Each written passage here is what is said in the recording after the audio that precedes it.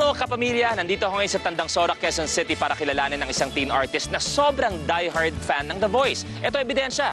Yung kali niya, kawayan, para may kinalaman kaagad sa The Voice. Pero ano pa kaya madidiscover ko tungkol sa kanya? Tara, alamin na natin. Tao po!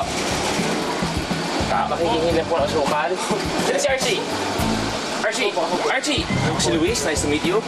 Arvin po. Arvin, nice to meet you. Gusto ko na kausap. Kayo lang ba nandito? Opo. Kayo din lang ba? Si nanay, tatay? Nasa Sa kabilang bahay. Pwede pumasok. Pasok po kayo.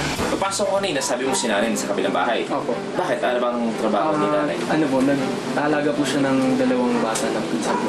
Maliit po kasi po sila. Okay, si daddy. Si daddy naman po nasa Bicol po. Bata po po ako. Naghiwalay na po sila mo. So, grade 3 po.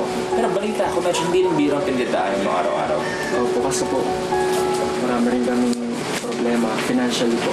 So ikaw, bakit mo naisipang sumali sa Voice Teens? Sumali po ako ng The Voice Teens. Gusto ko pong magkaroon kami ng sarili naming bahay. Simula po nung bata kami, wala kaming permanent house. Bilang isang nanay, sobra pong mahirap kasi 4 po silang tinataguyod ko ngayon. Yung trabaho ko, hindi naman yung permanent trabaho. Pag medyo hassle na yung pinagdadaanan mo, whether it be sa school, sa pamilya, sa financial, anong ginagawa mo para medyo makalimot ng problema? Ano po, parang malibang ko po yung sarili ko. Tumutugtog ako. Gitara, flute po. Sige nga, Chi, anong kaya mong gitara? Flute naman. Check ka na sa akin sa gitara.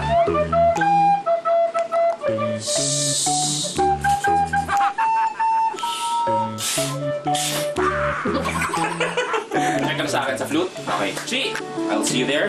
Good luck. Pagod tayo malis. Kasa.